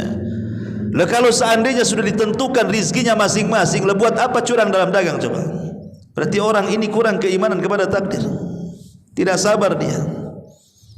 Dia lebih memilih mengambil rizkinya dengan cara haram, padahal dia bisa mengambil rizki itu dengan cara halal. Ya, makanya di sini sidqu hadis, jujur dalam ucapan itu sangat penting sekali. Lihat para ulama, saya akan sebutkan beberapa ucapan para ulama. Umar bin Khattab radhiyallahu anhu mengatakan, la tajid al-mu'min kadzaban. Engkau tidak akan dapati seorang mukmin kalau betul-betul dia beriman, lisannya berdusta. Seorang mukmin bisa bakhil, bisa. Seorang mukmin bisa pengecut, takut berjihad, bisa saja. Seorang mukmin bisa, mungkin dia bakhil, mungkin dia pengecut, tapi seorang mukmin tidak mungkin dia pendusta. Karena jangan lagi cerita Islam, orang-orang jahiliyah loh di masa Nabi SAW sebelum diutusnya Rasul, dusta itu aib bagi mereka. Satu hari Amr ibn As radhiyallahu anhu sebelum masuk Islam, Amr bin As ini kan telat masuk Islamnya. Dia masuk Islam setelah 20 tahun baru dia masuk Islam. Setelah Rasul 7 tahun di Madinah hijrah, baru dia masuk Islam. Amr bin As itu tokoh Quraisy, dan dia teman dekatnya Musailamah al-Kadzdzab, si nabi palsu. Satu hari Amr ibn As ini bertandang ke rumah Musailamah al-Kadzdzab di Yamamah. Kemudian Musailamah Al-Kadzdzab bertanya kepada Amr, "Wahai Amr, bukankah engkau tetangga si Muhammad?" "Iya," katanya. "Apa yang kau hafal dari wahyu yang terakhir yang turun kepadanya?" Maka Amr bin As, "Yang aku hafal ya surat-surat pendek lah." Kemudian dia pun membaca suratul Fil. "Alam tara kaifa fa'ala rabbuka bi ashabil fil alam yaj'al kaidahum fi tadlil wa arsala 'alaihim tayran ababil tarmihim bi hijaratin min sijil faja'alahum ka'asfin ma'kul." Karena pendek, hafal dia. Disangkanya itu syair. Karena orang Arab kan biasa ngapal syair, jadi ngapal Quran mudah. Apa kata Musailamah Al-Kadzdzab? "Oh, itu pula yang ia dapati. Iya, semalam juga Jibril yang datang ke Muhammad itu semalam datang juga kepadaku," katanya, "dan menyampaikan wahyu," katanya. Kata Amr bin As, "Macam mana wahyunya, saya ingin dengar." Kemudian Musailamah Al-Kadzdzab membacakan suratul Difda, surat kodok. Surat kodok. "Ya Difda binta Difda'aini niki mata niki fa inna a'laki fitini wa asfaluki filma." Kodok, anak dari bapak kodok. Kodok, putra dari bapak kodok, katanya. "Silahkan mengodok," katanya. "Paling tinggi kau di tanah, paling rendah kau di air," katanya. Itulah surat kodok, katanya. Kata Amr bin As, "Wallahi inni ra'aitu kadhiba." Demi Allah aku melihat engkau ini pendusta, wahai Musailamah. Sesama musyrik loh. Dia tidak setuju kalau dusta, karena bagi orang Arab dusta itu aib, ya. Makanya ketika datang Islam mengokohkan tentang identitas Islam itu jujur. Makanya kata Umar, tidak mungkin seorang muslim itu pendusta. Kalau seorang muslim bakhil mungkin, seorang muslim pengecut mungkin, tapi seorang muslim berdusta tidak mungkin. Tapi di masa sekarang identitas ini hilang, karena yang namanya dusta itu sudah merata. Ini ucapan Umar bin Khattab radhiyallahu an. Kemudian juga disebutkan oleh Ahnaf ibn Qais rahimahullahu taala, dia mengatakan, "Laisa lil kadzub muru'atun wala lil bakhil haya'un wala lil hasidi rahatun wala lisayyi'il khuluqi su'dadun." Kata Ahnaf ibn Qais, dia mengatakan seorang pendusta itu tidak punya harga diri. Orang yang bakhil itu tidak punya rasa malu. Orang yang hasad itu tidak punya ketenangan dalam hatinya. Dan orang yang buruk akhlak itu tidak layak jadi pemimpin. Apa kata beliau? Seorang pendusta tidak punya muru'ah, tidak punya harga diri. Walil bakhil, dan orang bakhil itu tidak punya malu. Dan orang hasad itu tidak punya ketenangan. Gimana akan tenang? Dia lihat orang terus, sakit hati terus, kan gitu. Enggak tenang lah orang hasad tuh. Dan orang yang buruk akhlak itu tidak layak jadi pemimpin. Seorang pemimpin terus punya etika, punya akhlak, ya. Ma'asyiral muslimin yang dimuliakan Allah Subhanahu wa taala. Kemudian juga dikatakan oleh Mutarrif ibn Tarif, "Ma uhibbu an kadzabtu wa ana lid dunya wa ma fiha." Saya tidak suka untuk berdusta selama dunia ada di genggamanku. Buat apa dusta?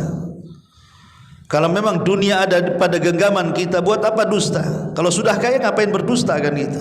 Nikmatilah dengan kekayaannya. Seolah-olah dia mengatakan seperti itu. Kemudian juga sebagian para ulama salaf mengatakan, "Innama yakdzib al-insan liyasduq falyastari." Biasanya manusia berdusta itu supaya dibenarkan ucapannya, kan? Kenapa dia berdusta? Supaya dibenarkan ucapannya. Pamannya dia mencuri, kemudian dia berdusta supaya dianggap tidak mencuri, kan begitu. Orang berdusta itu maksudnya untuk mencari pembenaran. Makanya kemudian kata beliau, jujur saja itu akan membuat tenang, daripada dusta enggak akan membuat ketenangan. Bahkan Ahnaf ibn Qais mengatakan, "Ma kadzabtu mundu aslamtu illa maratan wahidatan." Aku tidak pernah berdusta dalam hidupku kecuali satu kali, katanya. Masya Allah. Kalau kita mungkin terbalik, tidak pernah jujur kecuali satu kali. kalau kita. Ya. Kemudian juga dikatakan Abdurrahman ibn Salamah, ma kadzabtu mundu aslamtu illa anna rajula yad'uni ila ta'amihi fa aqul ma ashtahi wa asa alla yakuna kadhiba, katanya. Apa kata Abdurrahman bin Salamah? Aku tidak pernah berdusta sejak aku masuk Islam, kecuali yang saya ingat ada seseorang mengundangku untuk makan, kemudian ku katakan aku tidak selera, tapi mudah-mudahan kata-kata aku tidak selera ini bukan sebuah kedustaan. Subhanallah, sampai seperti itulah masalah. Menjauhkan lisan mereka dari dusta itu sampai seperti itu. Makanya Aisyah radhiyallahu anha, dia mengatakan sikap Nabi sallallahu alaihi wasallam. Apa kata Aisyah itu? Kana Nabi sallallahu alaihi wasallam idza tala ala ahadin min ahli baitihi kadzib lam yazal mu'ridan anhu hatta yuhaddithu taubah. Kalau Rasul melihat ada istrinya, ada anaknya, pokoknya keluarganya lah berdosa satu kali, maka Rasul tidak akan ngajak bicara sampai betul-betul dia tobat. Begitu sikap Nabi supaya sadar kan gitu. Dan juga disebutkan Matar al-Warraq, khaslatani idza kana fi 'abdin kana sa'iru amali taba'an lahuma. Kalau ada dua sifat pada seorang hamba, maka semua kebaikan akan mengikuti kepada dua sifat ini. Pertama, husnus salati, baik salatnya. Kemudian yang kedua, wasidqul hadisi, baik ucapannya, tidak berdusta. Ini yang kedua, sidqu hadis. Kemudian yang ketiga, husnu khuluqin, baik akhlak. Aisyah ummul mukminin radhiyallahu anha pernah mengatakan, ma kana ahadun ahsan khuluqan min Rasulillah sallallahu alaihi wasallam. Aku tidak pernah melihat seorang pun yang akhlaknya jauh lebih baik dibandingkan Nabi. Ma da'ahu ahadun min ashabihi wala min ahli baitihi illa qala labbaik walidzalika anzalallahu azza wa jal wa innaka la ala khuluqin azim. Tidaklah Nabi sallallahu alaihi wasallam diundang oleh sahabatnya siapapun, mau kaya mau miskin, mau orang terhormat mau orang biasa, ataupun keluarganya, kecuali Rasul mengatakan labbaik, aku penuhi undangan. Itu Nabi. Dari sini turun ayat wa innaka la'ala khuluqin azim. Engkau wahai Muhammad berada di atas akhlak yang paling baik. Kalau kita kan mikir-mikir kalau diundang tuh, siapa yang ngundang? Si Anu. Ah malas lah. Kan gitu. Kenapa? Pasti tempe, pasti tahu gitu. Kalau yang ini oh maulah, itu jelas tuh, itu daging itu. Sate itu. Jadi kadang-kadang kita ini melihat-lihat, tapi lihat Nabi SAW, siapapun yang undang datang dan senantiasa mengatakan labbaik, siap, kapan waktunya saya datang. Ya. Itu kata Aisyah radhiyallahu anha. Makanya akhlak ini sesuatu yang paling memberatkan dalam timbangan pada sisi Allah Subhanahu wa taala nanti pada hari kiamat, ikhwan. Manusia terkelompok menjadi dua. Ada satu kelompok itu dia mungkin dilebihkan solat malamnya, dilebihkan puasa sunnahnya, dilebihkan sedekahnya, dilebihkan jihadnya. Tapi kelompok yang kedua ini mungkin kurang solat malamnya, kurang sedekahnya, kurang solat malamnya, kuranglah ibadahnya, tapi dilebihkan akhlaknya. Ketika ditimbang dua kelompok ini, rupanya yang baik akhlaknya jauh lebih berat timbangannya dibandingkan yang ahli ibadah itu. Dari sini Nabi SAW mengatakan dalam sebuah hadis, ma min syai'in fil mizani azqal min husnil khuluqi, kata Rasul. Tidak ada sesuatu yang lebih bisa memberatkan timbangan di sisi Allah melebihi baiknya akhlak. Melebihi baiknya akhlak. Makanya Nabi SAW juga mengatakan, an aktsari ma yudkhilun nas al jannah, perkara yang paling banyak memasukkan manusia ke surga itu, Rasul tidak mengatakan salatnya, puasanya, hajinya, jihadnya, tidak. Tapi kata Rasul, taqwallah wa husnul khuluq. Ketika dia bertakwa kepada Allah, baik pula akhlak itu. Para ulama mengatakan bahwa akhlak itu dalam badan kita terbagi tiga, dari leher ke atas, kemudian kedua tangan, dan dari kepala sampai kaki. Kalau tiga perkara ini Kita jaga berarti kita berakhlak dari leher ke atas. Leher ke atas ini kan ada mata, ada telinga, ada lisan, ada hidung, ada otak di kepala kita kan, ada akal. Kalau kita bisa menjaga anggota badan di kepala kita ini, maka kita berakhlak. Dan yang paling jelas adalah apa? Mata dan lisan. Kalau ketika kita bicara tidak melotot, makanya lihat orang marah itu biasanya apa? Melotot kan? Coba kalau ada orang marah antum bawa cermin, kayak ginilah kamu ini. Kayak setan kan, bukan kayak orang kan. Kemudian dari lisan, kalau dia suka senyum, berarti dia berakhlak tuh. Orang yang suka melemparkan senyum itu tanda ada akhlak di kepalanya.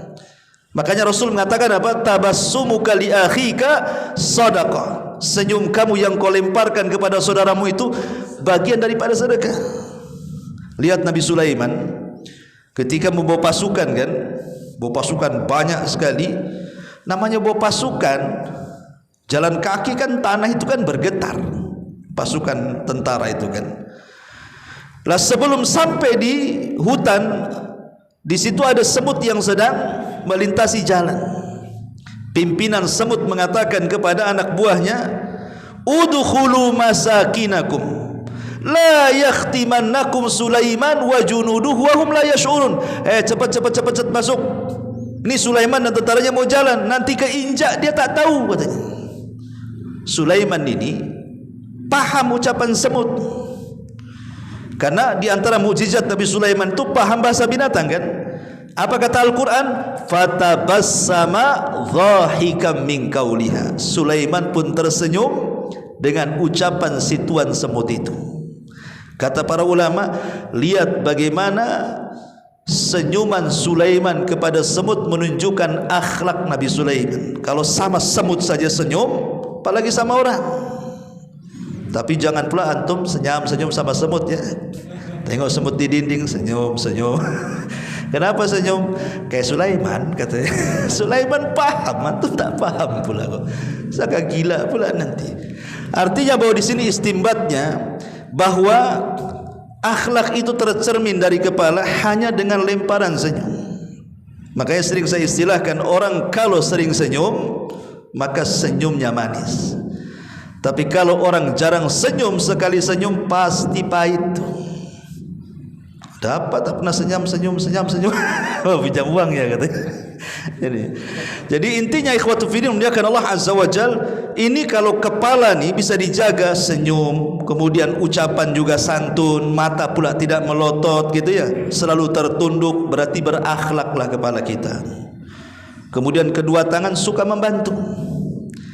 Kemudian badan, kepala sampai kaki, apabila kita bicara nih, kita tidak memalingkan satu badan pun ke arah yang lain. Pamannya orang di hadapan kita, ya kita ngadapkan badan kita ke dia. Karena ada orang yang nggak berakhlak badannya, kawan.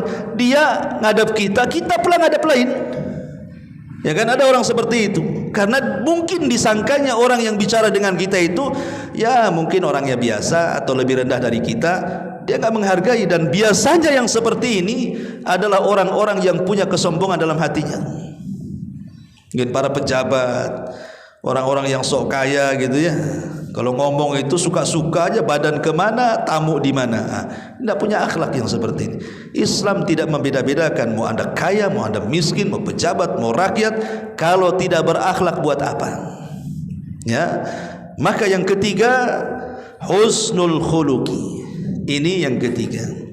Kemudian yang keempat, kata Nabi SAW, iffatun fi tu'matin. Berusaha untuk wara, menjaga makanan yang dimakan atau minuman yang kita minum. Ingat, Nabi pernah mengatakan, kullu lahmin nabatat min haram fannaru awlabi. Setiap daging yang ada di badan kita, kalau ditumbuhkan dari perkara yang haram, sudah dipastikan neraka tempatnya. Makanya Nabi SAW sampai mengatakan, innal halala bayyinun wal haramu bayyinun. Yang halal itu jelas, yang haram itu jelas. Dan yang halal itu jauh lebih banyak dibandingkan yang haram kan. makanan yang dihalalkan jauh lebih banyak dibandingkan makanan yang diharamkan. Minuman yang dihalalkan jauh lebih banyak dibandingkan yang diharamkan. Makanan yang diharamkan itu kan sudah jelas, babi, anjing, atau makanan yang tidak disembelih selain Allah, atau bangkai, jelas gitu kan, cuman bisa dihitung dengan jari saja. Tapi makanan yang dihalalkan itu macam-macam. Ya, begitu juga minuman yang diharamkan kan sedikit saja, khamr atau apa gitu ya. Tapi minuman yang dihalalkan itu jauh lebih banyak. Lah kenapa mencari yang sedikit meninggalkan yang banyak pula? Mencari rizki juga sama kan, pintu-pintu rizki itu kan banyak tuh. Kenapa dengan cari yang halal, dengan cari yang haram? Kemudian pakai kaedah pula ustaz, yang haram saja susah apalagi yang halal. Kata siapa? Karena antum itu mindsetnya haram terus. Iyalah nggak mau cari yang halal ya. Yang halal itu lebih banyak dibandingkan yang haram kok. Makanya kemudian kalau kita ingin tenang hidupnya, masukkan perkara yang halal pada badan kita. Ada sebuah kisah menarik. Jadi orang tua Abdullah ibn Mubarak, namanya Mubarak. Mubarak ini orang soleh. Dia bekerja di salah satu kebun delima. Jadi sudah lama lah kan dia bekerja di kebun delima ini. Dia tidak tahu majikannya yang mana satu, karena jarang datang ke kebun. Dia hanya ya mencari pekerjaan, kemudian diterima mandornya, bekerja dengan gaji sekian tiap bulannya. Lama dia bekerja di kebun delima itu. Jadi satu hari majikannya datang, bosnya yang punya kebun itu. Kemudian kebetulan di kebun itu yang ia temui orang namanya Mubarak tuh, orang soleh tuh. Kata bos kebun itu mengatakan, kamu siapa namanya? Saya Mubarak, wahai tuan. Oke, kalau gitu ambilkan atau petikkan delima untukku, katanya. Dipetikkan delima, kemudian dibukakan, dimakan kecut. Kata bosnya, cari lagi, dicari lagi, dipetikkan lagi, kecut lagi, sampai 3 kali. Bosnya marah. Kamu sudah bekerja berapa bulan di kebunku ini? Dia mengatakan sudah bekerja sekian bulan, katanya. Maka kata bosnya, macam mana kau sudah bekerja di kebunku lama, tapi kau tidak bisa membedakan mana delima yang manis, mana delima yang kecut, katanya. Jadi kata Mubarak ini, wahai tuan, bukan aku tidak bisa membedakan mana delima yang kecut, mana delima yang manis. Sebab selama aku bekerja di kebunmu, aku tidak pernah mencicipi delima baik yang jatuh ataupun yang ada di tangkainya. Macam mana aku bisa merasakan delimamu, katanya. Warok namanya kan. Yang jatuh aja nggak berani dia makan. Coba kalau antum punya pohon mangga, punya kebun mangga, suruh orang jaga, kira-kira yang duluan makan antum atau penjaganya? Pasti penjaganya dulu yang duluan makan. Yang lebih parah itu dijual pula sama penjaganya. Dapat 10 karung, yang sampai 1 karung dia pula 9 karung. Naudzubillah kan. Jadi Mubarak ini warok, dia tidak mau makan. Subhanallah. Terkejut nih bosnya ini. Kok masih ada orang yang jujur gitu ya. Dari situ akhirnya besoknya diundang ke rumahnya. Besok kau datang ke rumah. Akhirnya Mubarak ini datang ke rumah. Kemudian tuannya mengatakan, wahai Mubarak, aku ini punya anak gadis, siap menikah. Saya lihat kau ini orang soleh, pasti kamu punya saran terbaik untuk anakku. Kira-kira kalau anakku mau menikah, sifat-sifat laki-laki yang pantas untuk anakku seperti apa ya? Pasti orang soleh bisa memberikan nasihat kepadaku. Kata Mubarak, ya nikahkan dia dengan laki-laki yang kriterianya seperti ini, seperti ini, seperti ini, seperti ini. Akhirnya kemudian apa kata majikannya? Demi Allah, apa yang kau sebutkan itu ada padamu, katanya. Nikahlah kau besok dengan anakku. Tapi dia bukan menunjukkan dirinya. Kalau antum iyalah. Kalau antum yang ngomong begitu, pasti antum menunjukkan ya kalau bisa ya kayak saya kan. Gitu. Enggak, dia itu masih ya menyebutkan sifat-sifat umum. Maka akhirnya kata bosnya mengatakan, oh tidak ada sifat yang kau sebutkan kecuali ada pada kamu. Nikahlah kau dengan putriku. Subhanallah. Menikahlah Mubarak dengan putri bos kebun itu. Akhirnya dari pernikahan Mubarak ini lahirlah seorang ulama dunia. Ulama dunia, siapa yang tidak kenal Abdullah ibnu Mubarak, seorang ulama tabi'in, yang Abdullah ibn Mubarak ini nanti akan mewarisi kekayaan bapaknya Mubarak dan akan menjadi orang kaya raya di Irak. Bahkan dia menggaji dengan kekayaannya 500 para ulama, salah satunya Fudail ibn Iyad. Subhanallah, terlahir dari bibit unggul ini, ulama besar, ulama kaya, ulama wara. Itulah Abdullah ibn Mubarak, lahir dari seorang ayah Mubarak yang wara, menjaga makanan dimasukkan ke dalam badannya. Ma'asyiral muslimin yang dimuliakan Allah Azza wa Jalla, makanya iffatun fi tu'ma, jangan sembarang memasukkan hal-hal yang dimakan itu. Dulu pernah saya ceritakan kepada antum kisah Imamul Haramain kan, Imam Abul Ma'ali Al-Juwaini. Abu Ma'ali Al-Juwaini ini disebut Imamul Haramaini, imam penjaga dua haram, Mekah dan Madinah. Dia adalah salah satu guru daripada Imam Ghazali. Ma'ruf Imam Ghazali, pengarang kitab Ihya Ulumuddin, itu gurunya namanya Abul Ma'ali Imamul Haramaini, Abul Ma'ali Al-Juwaini. Abul Ma'ali Al-Juwaini ini dikenal kepakaran dalam debat. Oh, kalau debat nggak pernah kalah. Debat dengan siapa aja nggak pernah kalah. Tapi masalahnya, terkadang ketika berdebat itu, ketika dia udah ngomong lancar, keluar gagapnya. Nanti ngomong lagi keluar gagapnya. Jadi terkadang tersendat-sendat dalam debat itu dengan gagap dia. Kemudian ditanya, kenapa engkau ini selalu gagap dalam bicara, katanya. Padahal dia cerdas, nggak ada yang pernah mengalahkan dia dalam berdebat. Kemudian dia bercerita, dulu semasa aku bayi, katanya, aku ini punya ayah. Ayahku bersumpah akan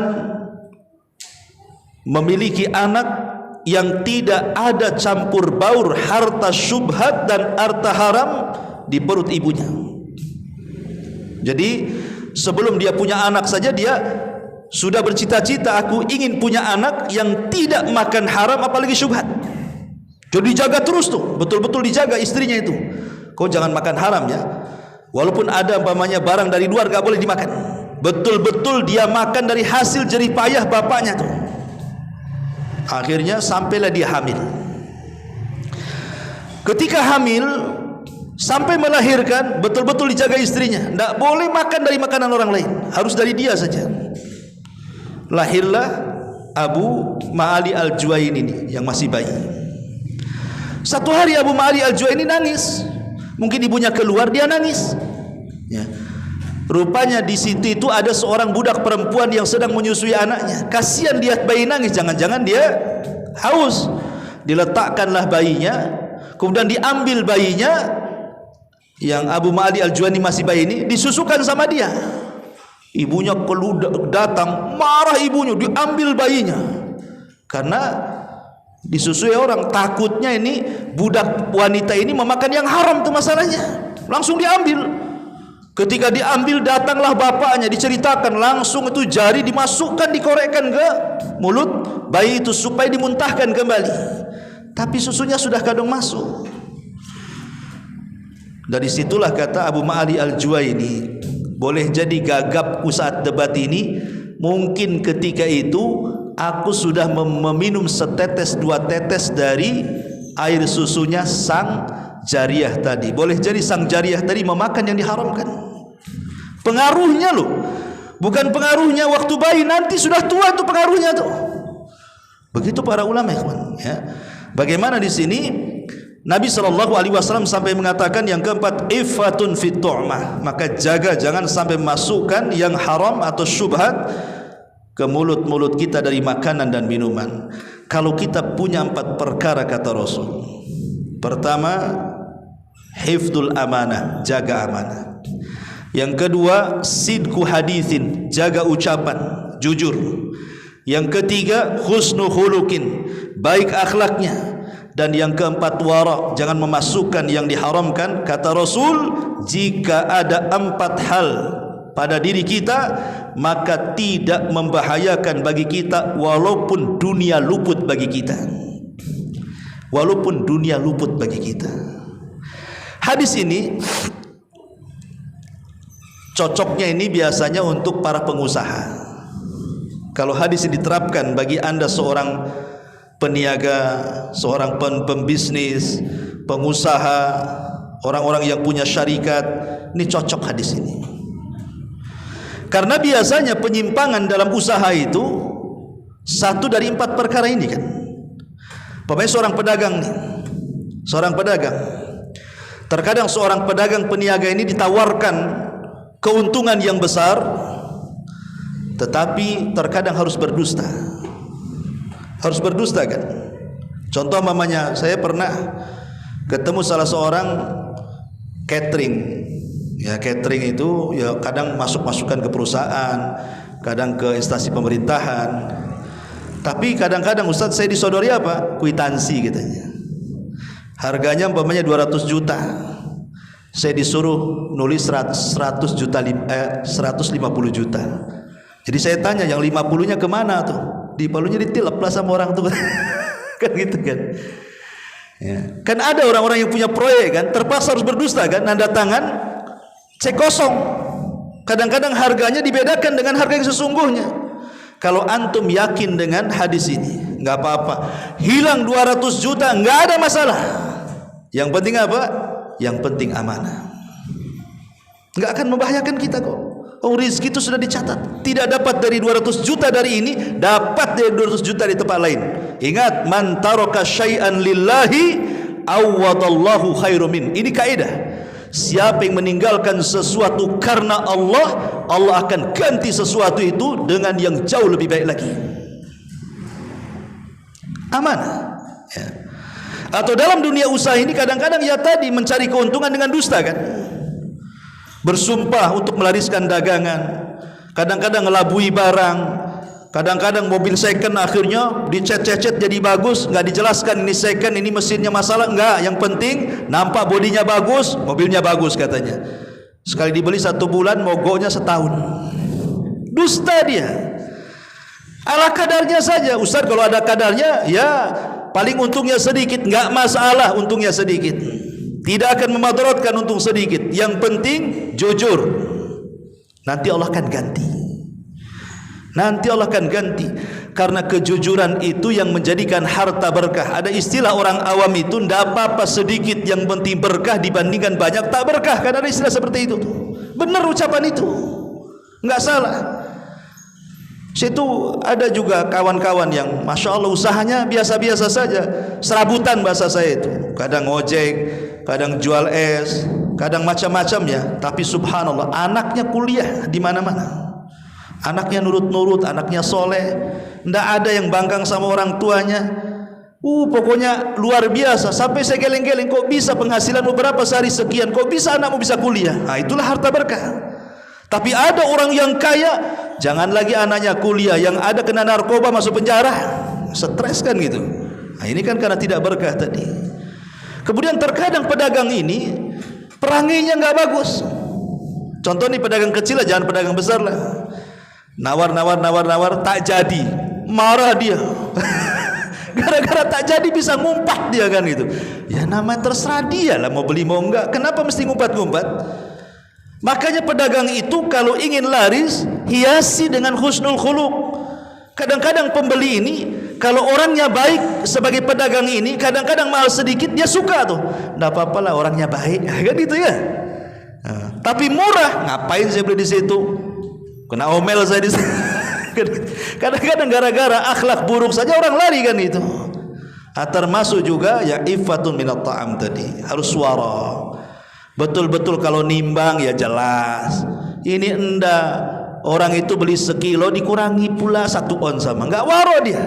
Ya, maka dari sini ikhwatu fiddin kata Rasul, ada 4 hal yang jika terdapat pada anda maka tidak membahayakan anda. Segala hal yang anda luput dari dunia, menjaga amanah, perkataan jujur, akhlak yang baik, dan juga iffah dalam makanan.